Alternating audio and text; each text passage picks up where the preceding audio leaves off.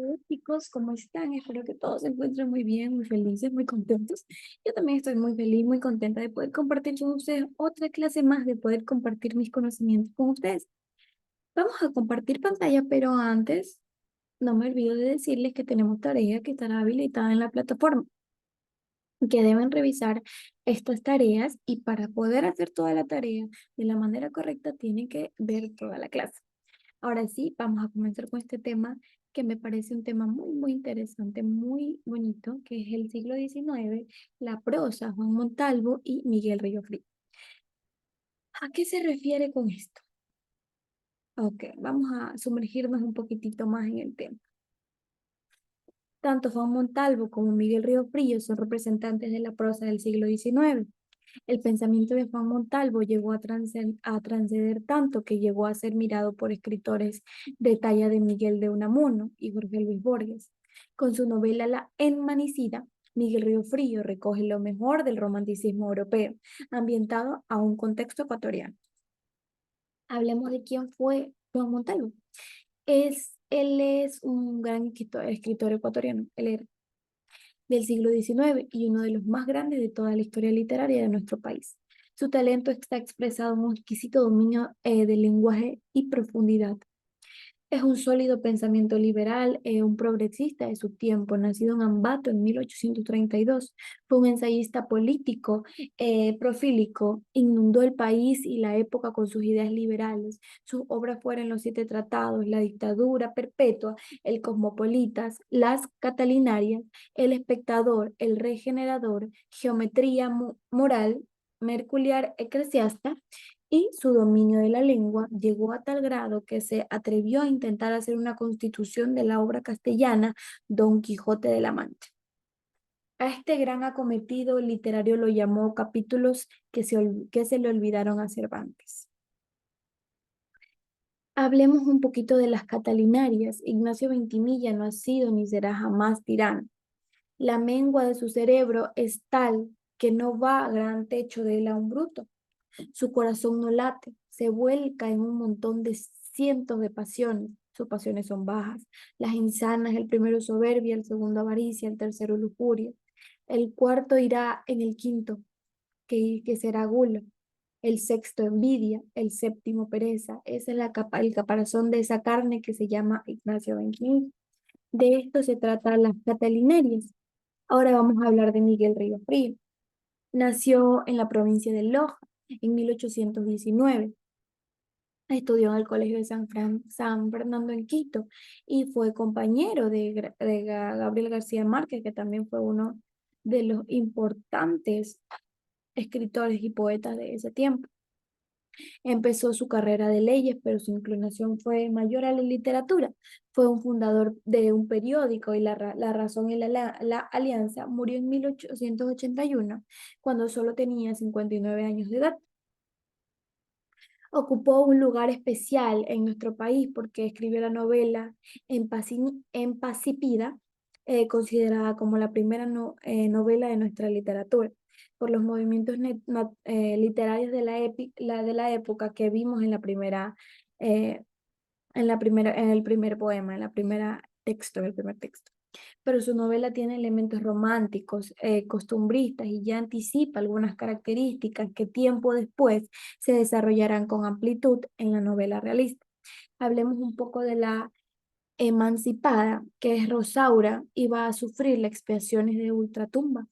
Los cuatro peones sin emoción de ninguna generación levantaron el cadáver, lo sacaron del cuarto, lo colocaron sobre una hilera de adobes en la mitad del patio y lo desnudaron hasta la cintura. El médico abrió su estuche, preparó los instrumentos, devolvió el resto de estudiantes que estaban a su lado y empezó la operación. Al ver correr cruelmente las cuchillas ahí descubrirse las repugnantes interioridades escondidas en el seno de Rosaura, de él fue lo que causó lo que antes había sido una verdad. Un sudor frío corrió por la frente del estudiante. Esto es un poco de la emancipada. Les leo un poco para que ustedes se intriguen y quieran seguir leyendo más. Ahora vamos a cambiar de texto, chicos. Vamos a cambiar de diapositiva. y vamos a hablar de los textos históricos, textos ecuatorianos en el siglo XX, el marco histórico-cultural en el que fueron producidos. Quiero que vean este video y después vamos a ir un poquito más en contexto. Me preste mucha atención. Son que uno desearía encontrarse y convertirse en un desierto, emprender una larga travesía y perderse después en un desierto y misterioso mar no descubierto por ningún navegante todavía. En este momento siento que la piel se me eriza. Hasta ahora, después de tantos años, pues vuelve a la memoria con la misma fuerza con que se leyeron en la primera vez. Medardo Ángel Silva es uno de los 4 poetas más representativos del Ecuador de inicios del siglo XX. Su trabajo marcó una época de la literatura nacional. Él, junto a otros 3 grandes escritores, integran la famosísima generación decapitada.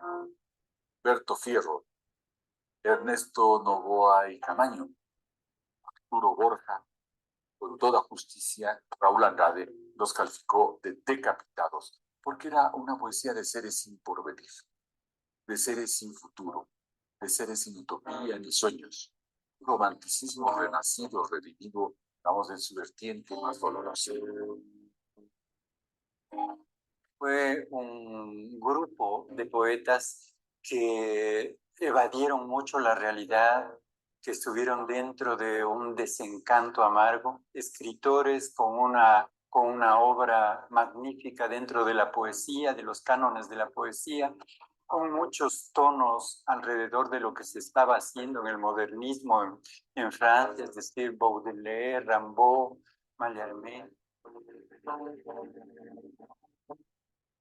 Tal vez murió, pero en mí resucita. Tiene en mi alma un recuerdo de hermana muerta. Su luz es de paz infinita. Yo la llamo tenaz en mi maldita cárcel de eterna desventura arcana. En el plano ideológico, en el plano político, creo que para nosotros, para los de mi generación, no significaron mayor cosa. Son perlas de melancolía, de tristeza, bien estructuradas, pero que les llevó solamente a la búsqueda de la muerte, a la búsqueda de un amor suicida, ese tipo de cosas, ¿no? Cantaban a la muerte, a la tristeza, a las grandes desgracias, a la noche, en una actitud que muchos críticos consideraban trasnochada, pero lo que no puede negarse nunca es que fueron grandes poetas.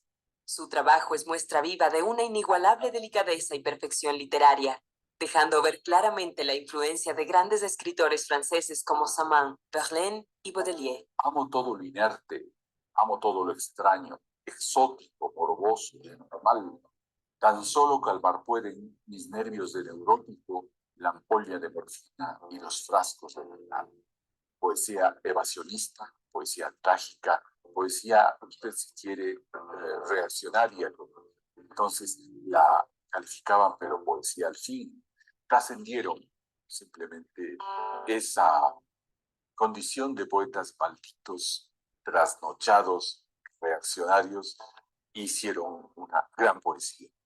Porque para los escritores, más allá de las intenciones, más allá de las ideologías, lo que cuenta es su capacidad de conmover otros corazones, por supuesto, cuando son trascendentes, cuando alcanzan una dimensión que ya podría llamarse parahistórica o ahistórica, es decir, propia de la condición humana.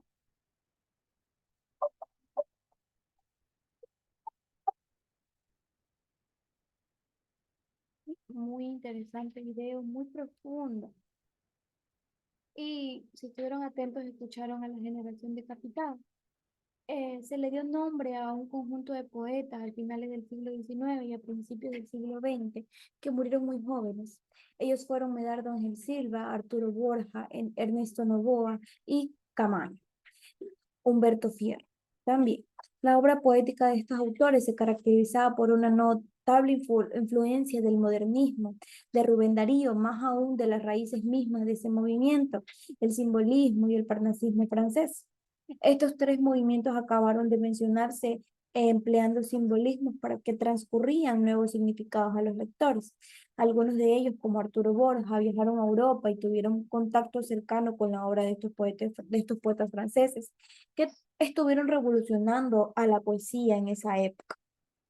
Es un video muy interesante, muy profundo, como personas mayores de esa época hablan de que era melancolía, tristeza, eh, amor suicida, todo esto muy interesante y muy profundo. Hablando de esto, vamos a indagar un poquito más en la poesía del siglo XX. Hay unos principales autores, principales poetas de la poesía en el siglo XX, como Jorge Carrera Andrade, con su biografía para uso de los pájaros, César Dávila Andrade con su boletín y elegía de las mitas. También hay poesía ecuatoriana, totalmente ecuatoriana, como Julio Plazos, y es una alteración del sentimiento. Javier Oquendo, a don Francisco de Quevedo y Villegas. Estos autores, poetas que he mencionado, fueron los principales representantes de la poesía en el siglo XX y de la poesía ecuatoriana. Son poetas que buscan conciliar lo universal con lo local, las vanguardias, la admiración por la tierra y la vida ecuatoriana, la melancolía, el amor, la justicia, el sentimiento, la vibración. Todo esto quieren hacer conocer. Quieren hacer conocer esto y quieren tener una mejor visión. Y espero que todos consideremos que su visión sí se pudo dar, que su visión sí fue la indicada, sí lograron dar lo que querían después de años y años de muerte. Y entonces, chicos, eso es todo por la clase del día de hoy. Espero les haya gustado mucho como a mí. Y nos vemos en la próxima clase. No se olviden de hacer sus tareas. Nos vemos a la próxima.